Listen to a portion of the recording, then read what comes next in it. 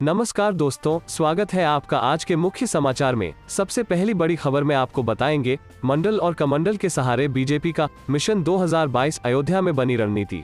इसी के साथ दूसरी बड़ी खबर में जिक्र होगा कि योगी आदित्यनाथ बोले, गुंडों माफियाओं से निपटना जानती है हमारी सरकार, चल रहा है बुलडोजर। तीसरी बड़ी खबर में आपको बताएंगे कि उत्तर प्रदेश में 14 करोड़ मतदाताओं का वोट सहेजने की कवायद, 5 लाख पन्ना प्रमुखों के जरिए घर घर पहुंचेगी बीजेपी।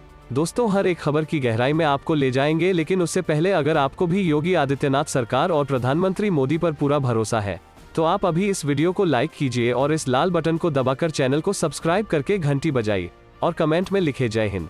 मंडल और कमंडल के सहारे बीजेपी का मिशन 2022 अयोध्या में बनी रणनीति। जी हां दोस्तों, उत्तर प्रदेश में कुछ ही महीने बाद विधानसभा चुनाव होने हैं। सत्ताधारी भारतीय जनता पार्टी भी विधानसभा चुनाव की तैयारियों में जुट गई है। यूपी की मुख्यमंत्री योगी आदित्यनाथ के नेतृत्व वाली सरकार अपनी 4.5 साल के कार्यकाल की उपलब्धियां लोगों के बीच लेकर जा रही है। वहीं पार्टी का अभियान काफी हद तक मंडल और कमंडल पर भी निर्भर नजर आ रहा है। बीजेपी 2022 के विधानसभा चुनाव में हर वर्ग के वोटर को साधने की कोशिश में लगी हुई है। पार्टी मिशन 2022 को पूरा करने के लिए मंडल और कमंडल को साधने की कोशिश में जुट गई है। कमंडल को साधने के लिए प्रबुद्ध वर्ग सम्मेलनों के आयोजन हो रहे हैं, तो वहीं मंडल के लिए पिछड़ा वर्ग सम्मेलन। बीजेपी मिशन 2022 को पूरा करने के लिए हर मोर्चे पर वोट बैंक की नाकेबंदी कर रही है, ताकि किसी भी वर्ग का वोट विरोधियों के खेमे में न पहुंच सके।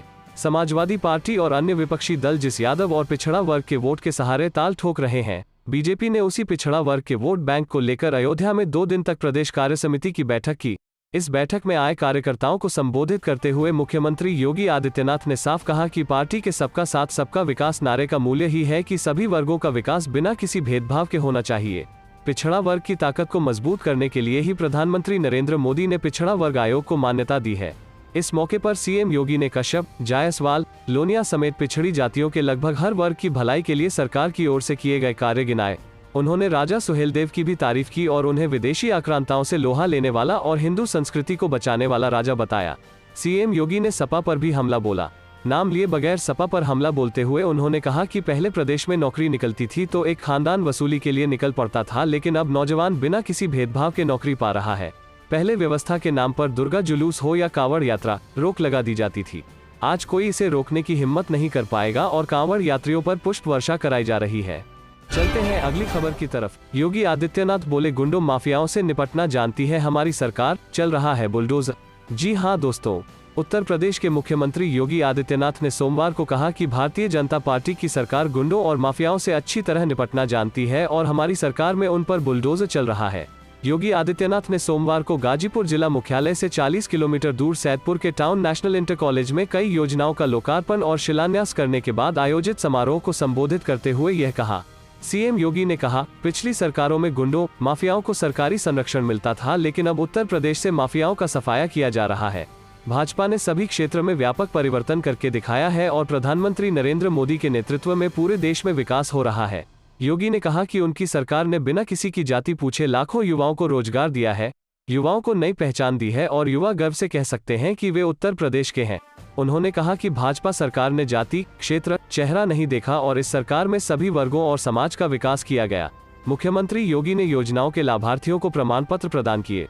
उन्होंने कहा कि अब गाजीपुर में मेडिकल कॉलेज का नाम महर्षि विश्वामित्र के नाम पर होगा। चलते हैं अगली खबर की तरफ। अब में 14 करोड़ मतदाताओं का वोट सहेजने की कवायद, 5 लाख पन्ना प्रमुखों के जरिए घर घर पहुंचेगी बीजेपी।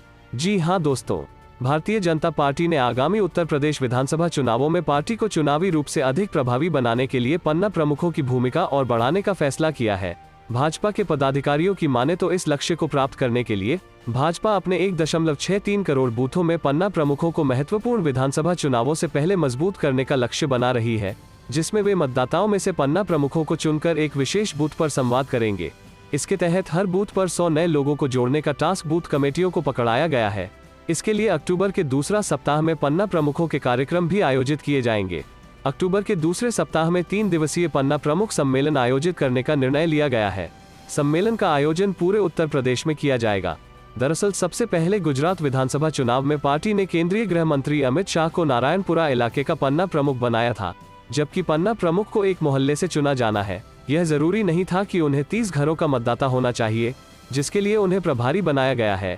एक बूथ पर 10 से 15 प्रमुख हैं। सूत्र बताते हैं कि इस बार पार्टी अधिक सूक्ष्म प्रबंधन की राय रखती है और पन्ना प्रमुख के रूप में प्रति सूची एक मतदाता है। भाजपा के एक वरिष्ठ नेता ने कहा, हमने तय किया है कि इस चुनाव में हमारे पन्ना प्रमुखों को भी मतदाता सूची से मतदाता बनना होगा। 60 से अधिक मतदाताओं में एक प्रमुख होगा। प्रमुख मतदाताओं के साथ संवाद और समन्वय करेंगे। मतदाताओं के बीच अपने समर्थन को मजबूत करने के लिए पार्टी द्वारा आंतरिक व्यवस्था को मजबूत करने के लिए पार्टी ने फैसला किया है कि पन्ना प्रमुखों को उस समूह के मतदाताओं में से एक होना चाहिए जिसका उन्हें प्रभार दिया गया है। चलते हैं अगली खबर की तरफ। 1 करोड़ छात्रों को फ्री टैबलेट बांटने के साथ योगी सरकार जानिए किसे देगी 10,000 रुपए। जी हां दोस्तों, सीएम योगी आदित्यनाथ ने कुछ दिन पहले पेश किए अपने अनुपूरक बजट में जहां ग्रेजुएशन, पोस्ट ग्रेजुएशन और डिप्लोमा कोर्स कर रहे छात्र छात्राओं को स्मार्टफोन और टैबलेट उपलब्ध कराने का ऐलान किया था, वहीं अब प्रदेश के 2204 सरकारी हाई स्कूल, इंटर कॉलेजों को भी टैबलेट दिए जाने की तैयारी है। यह टैबलेट उन स्कूल के प्रिंसिपल को दिया जाएगा। हर स्कूल को प्रति टैबलेट 10,000 रुपए दिए जाएंगे। इसके लिए 2 करोड़ रुपए खर्च किए जाएंगे। सरकार का मानना है कि इन टैबलेट से स्कूल के प्रधानाचार्य टेक्निकल रूप से मजबूत होंगे। शुरू में लर्निंग आउटकम समेत यूपी बोर्ड के रिजल्ट का विश्लेषण भी इसी पर किया जाएगा। प्रदेश के 2204 सरकारी स्कूलों से योजना शुरू की जा रही है। प्रदेश में 2285 सरकारी स्कूल हैं। टैबलेट स्कूल में होने से कई तरह के काम स्कूल स्तर पर ही किए जा सकेंगे। इससे निरीक्षण की रिपोर्ट, अवस्थापना सुविधाएं व अन्य कई तरह की जानकारियों का आदान प्रदान मिनटों में हो जाएगा। वहीं यूपी बोर्ड परीक्षा के अपने स्कूल के रिजल्ट का विश्लेषण भी किया जा सकेगा और अन्य स्कूलों से तुलना भी की जा सकेगी। केंद्र सरकार ने परफॉर्मेंस ग्रेडिंग इंडेक्स की शुरुआत की है और इसके तहत हर सरकारी स्कूल में कई तरह की सुविधाएं दी जा रही हैं। टैबलेट भी इनमें से एक है। प्राइमरी शिक्षा में भी सभी स्कूलों में टैबलेट देने का फैसला हो चुका है। 1,59,043 सरकारी स्कूलों, 880 खंड शिक्षा अधिकारियों और 4,400 अकादमिक रिसोर्स पर्सन को ये टैबलेट दिए जाएंगे। इसके मार्फत न सिर्फ स्कूलों की मॉनिटरिंग आसान होगी बल्कि शिक्षकों की हाजिरी भी बायोमेट्रिक तरीके से ली जा सकेगी। इस टैबलेट में जो भी डाटा होगा वह राज्य स्तर पर देखा जा सके। इसके लिए क्लाउड आधारित स्टोरेज होगा। हालांकि 2 वर्ष पहले ही योजना को मंजूरी मिली थी, लेकिन तकनीकी दिक्कतों के कारण टैबलेट खरीद अभी तक नहीं हो पाई है। चलते हैं अगली खबर की तरफ। कच्चे तेल में बहुत बड़ी गिरावट, भारत में पेट्रोल डीजल की नई कीमतों की हुई घोषणा। जी हां दोस्तों, अंतर्राष्ट्रीय कच्चे तेल के बाजार में भारी उठापटक का दौर जारी है। बीते हफ्ते कच्चे तेल की कीमतों में आई तेजी के बाद से बाजार में नरमी है। वैश्विक बाजार में कच्चे तेल के दाम लगातार गिर रहे हैं। इस बीच प्रमुख तेल कंपनी गल्फ ऑफ मैक्सिको ने कच्चे तेल का उत्पादन शुरू कर दिया है। इसके बाद से कच्चा तेल अचानक ही 3% से ज्यादा लुढ़क गया। दूसरी ओर भारतीय बाजार में कीमतें फिलहाल स्थिर हैं। सोमवार को तेल कंपनियों ने 15वें दिन तेल की कीमतों में कोई बदलाव नहीं किया है। देश की सबसे बड़ी सरकारी तेल कंपनी IOC ने लगातार 15वें दिन यानी 20 सितंबर 2021 को भी पेट्रोल और डीजल की कीमतों में कोई बदलाव नहीं किया है। बता दें कि 17 जुलाई के बाद से तेल के दाम में बढ़ोतरी नहीं हुई है, वहीं कीमतों में कटौती जरूर हुई है। दूसरी ओर बीते 15 दिनों से तेल के भाव स्थिर हैं। लगातार 15वें दिन पेट्रोल डीजल की कीमतों में कोई बदलाव नहीं किया गया है। इससे पहले तेल कंपनियों ने 5 सितंबर को पेट्रोल और डीजल की कीमतों में 15 पैसे प्रति लीटर की कटौती की थी। आपको बता दें कि IOCL की ओर से हर रोज सुबह 6 बजे पेट्रोल डीजल की कीमतें जारी कर दी जाती है। सितंबर के महीने में 2 बार कीमतों में कटौती दर्ज हुई है। रविवार से पहले बुधवार को पेट्रोल डीजल के दाम 15 पैसे घटे थे। वहीं इससे पहले भी दोनों ईंधन की कीमतों में इतनी ही कमी की गई थी। पिछले करीब 1 पखवाड़े में अब तक डीजल 1 रुपए प्रति लीटर से ज्यादा सस्ता हो चुका है। अब क्या पूरा होगा अखिलेश का अपने सपना या फिर आएगा योगी राज, जाने सर्वे के नतीजे। जी हां दोस्तों, उत्तर प्रदेश विधानसभा की 403 सीटों पर 2022 को चुनाव होने हैं। इसके मद्देनजर सभी राजनीतिक पार्टियां अपने अपने स्तर पर जनसंपर्क में जुट चुकी हैं। सबकी अपनी रणनीतियां और अपने दावे हैं। राजनीतिक आरोप प्रत्यारोपों का दौर शुरू हो चुका है। सियासी दलों की इस रस्साकशी के बीच आज शुक्रवार को वोटर एजेंसी ने चुनाव से पहले यूपी की जनता का मूड जानने की कोशिश की गई। चुनाव पूर्व किए गए इस सर्वेक्षण से उत्तर प्रदेश की राजनीति में उबाल शुरू हो चुका है। वोटर के सर्वे के मुताबिक उत्तर प्रदेश में सत्ताधारी पार्टी बीजेपी को 2022 के विधानसभा चुनाव में 259 से 267 सीटें मिल सकती हैं, जबकि समाजवाद पार्टी के पक्ष में 109-117 सीटें जाती हुई दिख रही हैं। सर्वे की रिपोर्ट कहती है कि बीएसपी को 12 से 16 सीटें 2022 के चुनाव में मिल सकती हैं, जबकि कांग्रेस को 3 से 7 सीटें और अन्य के खाते में 6 से 10 सीटें जा सकती हैं। एबीपी न्यूज सी वोटर सर्वे में के आंकड़ों के मुताबिक बीजेपी गठबंधन को 42 30%, समाजवादी पार्टी गठबंधन को 30%, बहुजन समाज पार्टी को 16%, कांग्रेस को 5% और अन्य को 7% वोट शेयर हासिल हो सकते हैं। उत्तर प्रदेश में किस मुद्दे पर जनता वोट करेगी? इसके जवाब में एबीपी न्यूज और सी वोटर का सर्वे कहता है कि जनता में 3% ने बताया भ्रष्टाचार, 39% ने बताया बेरोजगारी, 26% ने बताया महंगाई, 19% ने बताया किसान, 10% ने बताया कोरोना और 3% ने अन्य मुद्दों को अहम बताया। एजेंसी ने जब जनता से सर्वे के दौरान यह पूछा कि यूपी में विपक्ष के काम से कितना संतुष्ट है, तो इसके जवाब में 40% ने कहा बहुत संतुष्ट, 20% ने कहा कम संतुष्ट, 34% ने कहा असंतुष्ट, तो वही 6% ने कहा कि वे कह नहीं सकते हैं। मुख्यमंत्री के कामकाज से जनता की संतुष्टि के मुद्दे पर एबीपी न्यूज और सी वोटर के सर्वे के नतीजे बताते हैं कि 44% जनता मौजूदा सरकार से बहुत संतुष्ट है, 18% जनता कहती है कि वह कम संतुष्ट है और 37% का कहना है कि वह असंतुष्ट है, जबकि 1% ने जनता ऊहापोह की स्थिति में है। 2017 के उत्तर प्रदेश विधानसभा चुनाव में बीजेपी ने शानदार प्रदर्शन करते हुए 324 सीटें हासिल की थी। इनमें से बीजेपी ने अकेले दम पर 311 सीटें जीती थी, जबकि अपना दल सोनेलाल ने 9 सीटें जीती थी। भारतीय सुहेलदेव समाज पार्टी को 4 सीटें हासिल हुई थी। कुल 403 सीटों में से 324 पर बीजेपी गठबंधन, 54 पर एसपी कांग्रेस गठबंधन, 19 पर बीएसपी और 6 सीटें अन्य के खाते में गई थी। चलते हैं अगली खबर की तरफ। सरकार के 4.5 साल पूरे होने पर बोले सीएम योगी, प्रदेश में सबसे कम संक्रमण के मामले। जी हां दोस्तों, योगी सरकार के 4.5 साल पूरे होने के अवसर पर मुख्यमंत्री योगी आदित्यनाथ ने कहा कि सबसे बड़ी आबादी वाले उत्तर प्रदेश में संक्रमण के मामले, मृत्यु दर, पॉजिटिविटी दर दूसरे प्रदेशों की अपेक्षा कम है। वहीं टीकाकरण और टेस्टिंग में यूपी सबसे आगे है। प्रदेश के कोरोना संक्रमण के विरुद्ध अपनाए गए मॉडल की सराहना आज दूसरे प्रदेशों और अन्य देशों में हो रही है। उन्होंने यह भी कहा कि टीम वर्क के चलते कोरोना संक्रमण अब नियंत्रण में है। मुख्यमंत्री योगी ने कहा कि प्रदेश सरकार ने प्रदेशवासियों को सुरक्षा का कवच दिया है। अब तक प्रदेश में 9 करोड़ से अधिक टीकाकरण किए जा चुके हैं। वहीं 7.5 करोड़ से अधिक कोरोना की जांच की जा चुकी है। यूपी के प्रत्येक जनपद को चिकित्सीय सुविधाओं से लैस करने की नीति पर प्रदेश सरकार तेजी से काम कर रही है। कोरोना संक्रमण की पहली और दूसरी लहर पर तेजी से काबू पाते हुए प्रदेश में चिकित्सीय सुविधाओं में तेजी से इजाफा किया है। 24 करोड़ की आबादी वाले प्रदेश में 1 डिस्ट्रिक्ट 1 मेडिकल कॉलेज के साथ ही अन्य चिकित्सकीय सुविधाओं का युद्धस्तर पर विस्तार किया जा रहा है। कोरोना काल में प्रदेश में योगी सरकार ने चिकित्सीय सुविधाओं में तेजी से इजाफा करते हुए प्रदेशवासियों को ढेर सारी सौगातें दी हैं। कोरोना काल में 64,000 से अधिक कोविड हेल्प डेस्क की स्थापना की। प्रदेश के हर एक जनपद में मेडिकल कॉलेज की स्थापना पर तेजी से कार्य किया जा रहा है। महिला सुरक्षा को लेकर सीएम योगी ने कहा कि महिला सुरक्षा हमारी सरकार की शीर्ष प्राथमिकता है।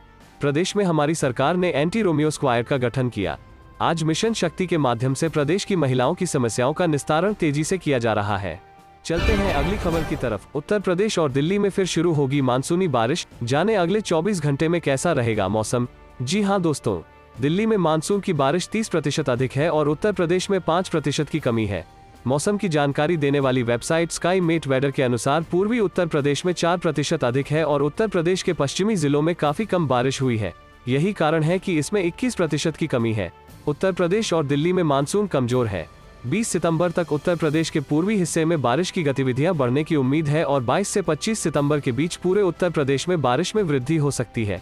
उत्तर प्रदेश के मध्य और पूर्वी हिस्सों में 23 से 25 सितंबर के बीच मध्यम से भारी बारिश हो सकती है। दिल्ली में तेज धूप और आंशिक रूप से बादल छाए रहने के साथ शुष्क मौसम का अनुभव हो रहा है। 21 सितंबर से दिल्ली और एनसीआर में बारिश की गतिविधियां शुरू होने की उम्मीद है। यह गतिविधियां अगले 3 से 4 दिनों तक जारी रह सकती हैं। यानी दिल्ली एनसीआर समेत उत्तरी मैदानी इलाकों से मानसून की वापसी में देरी होगी। दिल्ली एनसीआर और उत्तर प्रदेश में मानसून की बारिश शुरू होने का कारण ओडिशा और आसपास के क्षेत्रों पर चक्रवाती सिस्टम को जिम्मेदार ठहराया जा सकता है, जो उत्तर पश्चिम दिशा में उत्तर मध्य प्रदेश की ओर बढ़ जाएगा। मानसून की अक्षीय रेखा का पश्चिमी छोर भी उत्तर की ओर बढ़ सकता है। ये मौसम पैरामीटर दोनों राज्यों में बारिश को बढ़ाएंगे। चलते हैं अगली खबर की तरफ। योगी सरकार का नया आदेश, अब शादी समारोह में शामिल हो सकेंगे ज्यादा मेहमान, 50 लोगों के ही आने की सीमा हटी। जी हां दोस्तों, यूपी में तेजी से घट रहे कोरोना केस के कारण लगातार छूट मिलने का सिलसिला जारी है। सीएम योगी ने रविवार को शादी समारोह में शामिल होने वाली संख्या में का आदेश दिया है। अब किसी भी शादी समारोह में 50 की जगह 100 लोग शामिल हो सकेंगे। अपर मुख्य सचिव सूचना नवनीत सहगल ने बताया कि मुख्यमंत्री जी के 3T ट्रेस, टेस्ट और ट्रीट अभियान के अभिनव प्रयास से प्रदेश में कोरोना संक्रमण नियंत्रित है। इसी के चलते एक्टिव मामले 3,10,783 से घटकर मात्र 193 हो गए हैं तथा 30 अप्रैल के प्रतिदिन कोविड केस 38,000 से घटकर 0.9 हो गए हैं। उन्होंने बताया कि प्रदेश के कई जनपदों में कोई कोविड एक्टिव केस नहीं है। सर्विलांस के माध्यम से सरकारी मशीनरी द्वारा प्रदेश की 24 करोड़ की जनसंख्या में से अब तक लगभग 17.24 करोड़ से अधिक लोगों से उनका हालचाल जाना गया है।